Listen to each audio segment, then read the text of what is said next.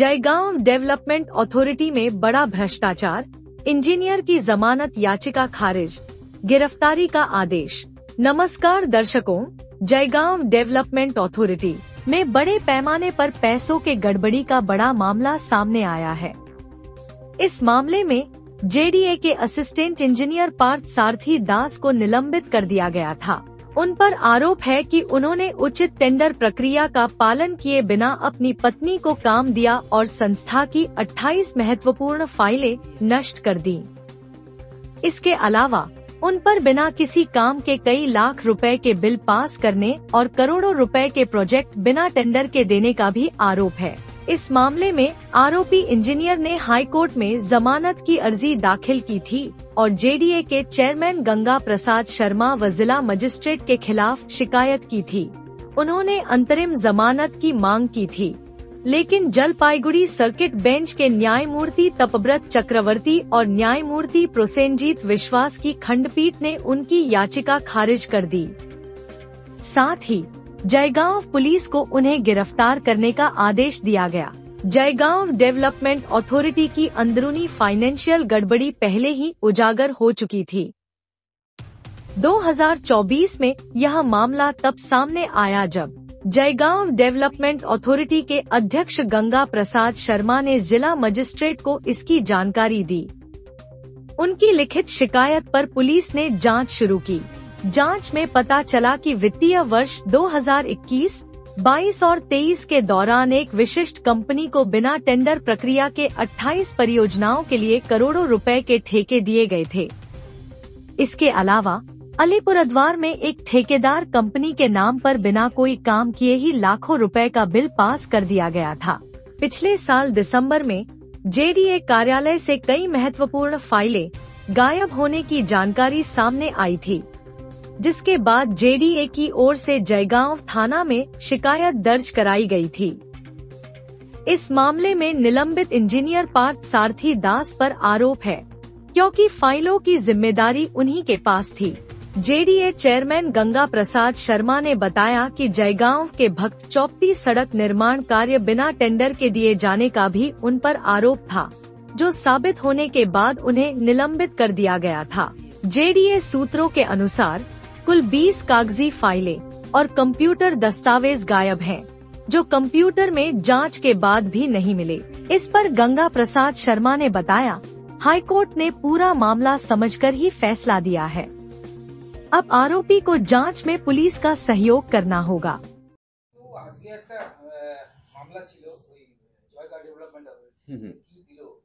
ওটা আজকে জাস্টিস তপব্রত চক্রবর্তী এবং জাস্টিস প্রসেনজিৎ বিশ্বাসের ডিভিশন বেঞ্চে ওটার হিয়ারিং ছিল।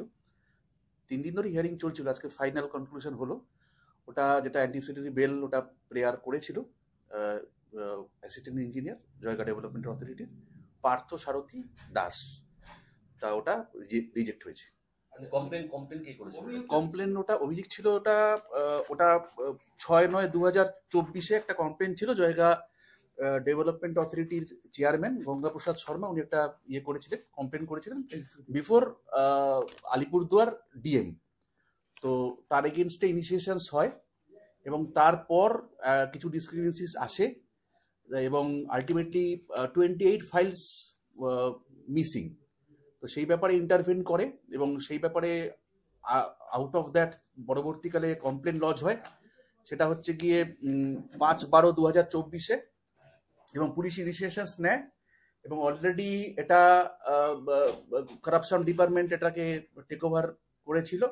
তো ইনভেস্টিগেশন এখন চলছে। আমরা কোর্টকে স্যাটিসফাই করেছি ইনভেস্টিগেশনের যা পার্ট আছে সেগুলোতে, এবং ওনার হাই ইনভলভমেন্ট পাওয়া গেছে। তো এই জন্য সবকিছু দেখে কোর্ট আজকে ওটাকে রিজেক্ট করেছে। কমপ্লেন ছিল মিস অ্যাপ্রোপ্রিয়েশন অফ ফান্ড, তারপর ওনার এগেনস্টে যেটা আরো ছিল যেগুলো হচ্ছে গিয়ে টেন্ডারগুলো যেগুলো থাকে সেগুলো হচ্ছে গিয়ে প্রপার প্রসিডিংস না করে এবং ভেটিং না করে বেনামি টেন্ডার, নিজের ওয়াইফের নামে টেন্ডার করা। প্রায় আমার কেস হিস্ট্রি থেকে আমি দেখতে পাচ্ছি প্রায় 5 lakh something mosquito net purchase, ওটা নিজের ওয়াইফকেও উনি করেছেন। তো lots of allegations is there. এইটা 35 লাখ সামথিং এর একটা আছে। এটা ইনিশিয়াল, এরপরে পরবর্তীকালে দেখা যাক, ইনভেস্টিগেশন চলছে। করেছেন না এসেছিলেন ইয়েতে? না না না না, উনি উনি উনি পুলিশ অ্যারেস্ট উনি এড়ানোর চেষ্টা করছেন। লাস্ট কোর্ট একটা অপরচুনিটি দিয়েছিল, যেই জন্য আজকে এত ইয়ে করতে হলো। কোর্ট অলরেডি অপরচুনিটি দিয়েছিল ওনাকে যে উনি পুলিশের কাছে যাবেন এবং গিয়ে উনি যা কিছু বলবার ডিসক্লোজ করবেন, কিন্তু উনি সেটা গেছিলেন পুলিশের কাছে, কিন্তু highly non cooperation of his part, ভীষণ আনস্যাটিসফ্যাক্টরি, এবং সেই জন্য আজকে টোটাল ব্যাপারটা ইয়ে করে কোর্ট আর ওনাকে কোনো রকম অপরচুনিটি দেয়নি এবং আলটিমেটলি বেলটা রিজেক্ট হয়েছে। এবার আইনের পথে চলবে। অ্যারেস্ট হওয়ার কোনো সম্ভাবনা আছে? হ্যাঁ, ভীষণভাবে কাস্টোডিয়াল ইন্টারোগেশনের দরকার আছে। এই জন্য তো আমরা আজকে কোর্টকে আমরা এই ব্যাপারেই আমরা ইয়ে করেছি যে আমাদের দরকার আছে, এবং আমরা একটা স্যাটিসফাইড করতে পেরেছি কোর্টকে যে ওনার কাস্টোডিয়াল ইন্টিগ্রেশন দরকার। তদন্তে পুলিশের সাথে কোনো সহযোগিতা করেননি? না, পুলিশের সঙ্গে কোনো সহযোগিতা উনি করেননি, ওনার কোনো সদুত্তর উনি দিতে পারেননি। এই ফাইলগুলো কোথায় এবং কেন উনি করেছেন কোনো সদুত্তর উনি দিতে পারেননি। আরো বড় কিছু দুর্নীতি বেরিয়ে আসার মানে যা দেখা যাচ্ছে।